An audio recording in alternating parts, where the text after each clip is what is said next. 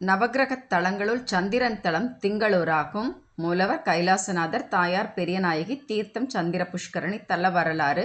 தேவர்களும் அசுரர்களும் அமிர்தத்தை பெற வேண்டி திருப்பார்கடலை கடைந்தார்கள். அப்பொழுது ஆலகால விஷம் வெளிப்பட்டது. தேவர்களை காப்பாற்றுவதற்காக இறைவன் அந்த விஷத்தை தானே அருந்தினார். ஆனாலும் நஞ்சின் தாக்குதலால் தேவர்கள் மயக்கமடைந்து விட்டனர். அப்பொழுது அமிர்தத்துடன் எழுந்து வந்த சந்திரன் தேவர்களின் மயக்கத்தை தெளிவித்தார். இத்தலம் அப்பூதி அடிகள் நாயனார் அவதரித்த தலமாகவும் விளங்குகிறது. திருநாவுக்கரசரின் மீது மிகுந்த பற்று கொண்டிருந்த அப்பூதி அடிகளார் அவரை உணவருந்த தமது இல்லத்திற்கு அழைத்தார்.